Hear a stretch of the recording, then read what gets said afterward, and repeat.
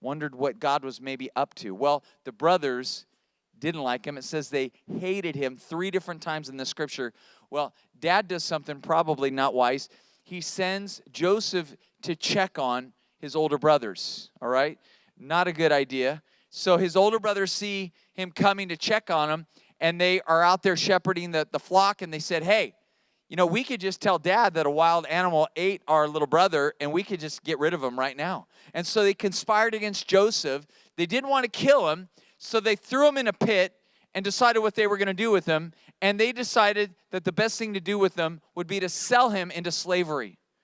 See, a lot of you older siblings, you always wanted to sell your little brother into slavery. They actually did. And his life got very difficult.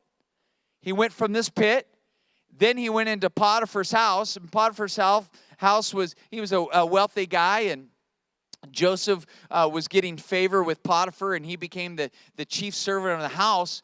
Well, unfortunately, Potiphar's wife had the hots for Joseph, and so she began trying to lay moves on Joseph, and Joseph kept trying to get away from this woman, and she advanced on him so much that she grabbed his coat one day, and he didn't know what to do, so he just took off, leaving his coat behind. I don't know if he was streaking or what, but he left his coat behind, and she turned the story around because she got rejected. She said, Joseph tried to lay a move on me, Potiphar, and so Potiphar threw Joseph in prison.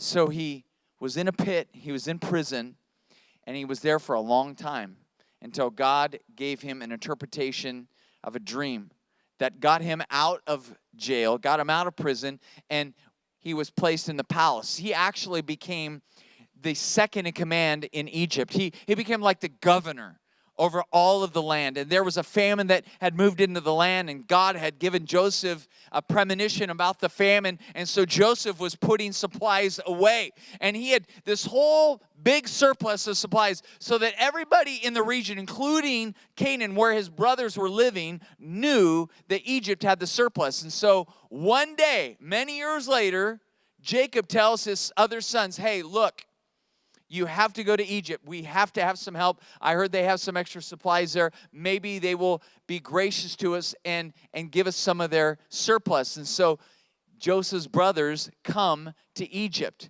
And of all the people they could have summoned for the help, guess who they summoned? Little brother Joseph, the governor of the land. But they didn't recognize him.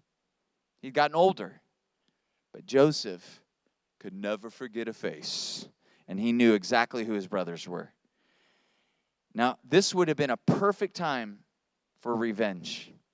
It was set up. He could make his brothers suffer for all the suffering that he had endured, from the pit to the prison and all the time in between. But he chose not to get revenge. He chose not to look at it as a moment for revenge. He chose to look at it for a moment, for a dream to be completed. This was his brothers bowing down to him, asking him for help. This was the dream that God had given him so many years before. So he turned around and says, what you guys meant for bad, God actually turned around and made for the good so that I could be a help for you guys in time of need. God loves to turn a bad situation around into a good situation. He does it all the time. We live by Romans 8:28, for God causes all things to work together for the good to those who love him and are called according to his purpose. Something may look really bad for you right now, but I'm telling you, if you love God and you're called according to his purpose, I don't know how he's going to do it, but he's going to intervene in that situation, and he's going to turn the table on the devil who means to destroy you, and God's going to use it to actually bring you closer to God and make you look more like Jesus. That's the good. That's the good. So Joseph was set up to have this powerful, miraculous moment, all because of a dream that God had given him so many years before. He prepared him. He prepared him for that moment.